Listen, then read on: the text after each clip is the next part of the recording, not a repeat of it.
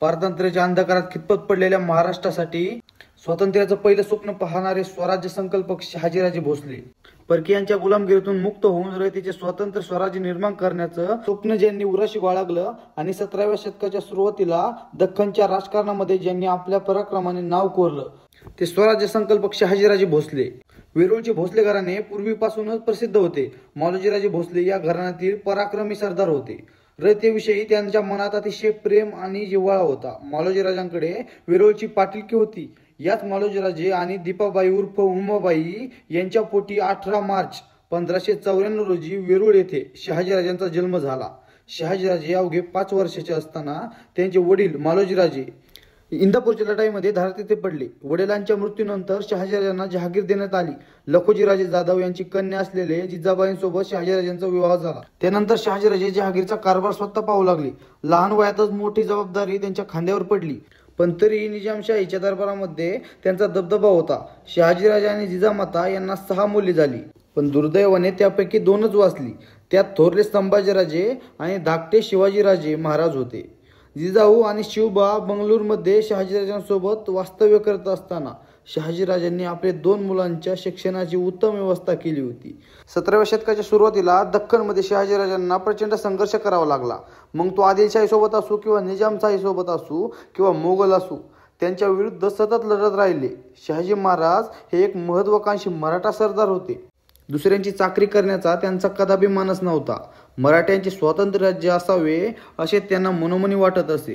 पण बलाढ्य मोगल असताना आणि दक्षिणेत आदिलशाही आणि निजामशाही असताना त्यांनी सुरुवातीला निजामशाहीमध्ये राहून आपल्या पराक्रमामुळे तेथे आपला दबदबा निर्माण केला. शहाजीराजे निजामशाहीत असताना मोगल आणि आदिलशाह या 2 सत्तांच्या विरोधात भातवाडीमध्ये 1624 साली झालेल्या लढाईमध्ये शहाजीराजांनी मोठा पराक्रम केला. या लढाईत नेतृत्व जरी मलिक अंबरने केलं असलं तरी या युद्धामध्ये भोसले बंधूंनी प्रचंड पराक्रम केला. याच लढाईमध्ये शहाजीराजांचे धाकले बंधू शरीफजीराजे दुर्दैवाने मारले गेले, पण तरीही शहाजीराजांच्या पराक्रमामुळे निजामशाहीला मोठा विजय मिळाला. याच भातवाडीच्या लढाईनंतर दख्खनच्या राजकारणामध्ये शहाजीराजांचे महत्त्व वाढले. शहाजीराजांनी त्याच वेळी निजामशाहीमध्ये एकही वयस्कर निजामशाह नसताना अवघ्या 10 वर्षाच्या मुर्तजा नावाच्या निजामशहाच्या वंशातील मुलावरती मायेचं छत्र धरून स्वातंत्र्याचा पहिला प्रयत्न केला.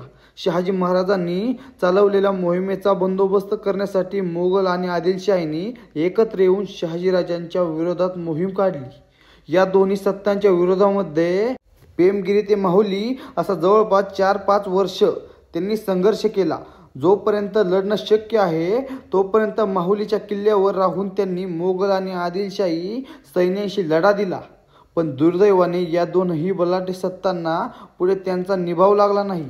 शेवटी पराभव झाला. पण त्यांचा पराक्रम पाहून खुद्द आदिलशाहीतून त्यांना जहागीर देण्यात आली.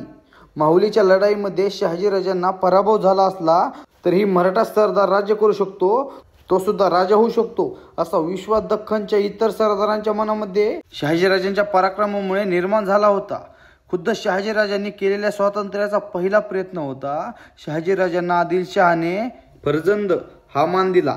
कर्नाटकच्या मोहिमेमध्ये शहाजीराजांची कामगिरी अस्मरणीय होती. कर्नाटकातील हिंदू संस्थानिकांचे संपूर्ण उच्चाटन न करता शहाजी महाराजांनी आपापल्या मुलखामधलं त्यांचं अस्तित्व कायम ठेवलं.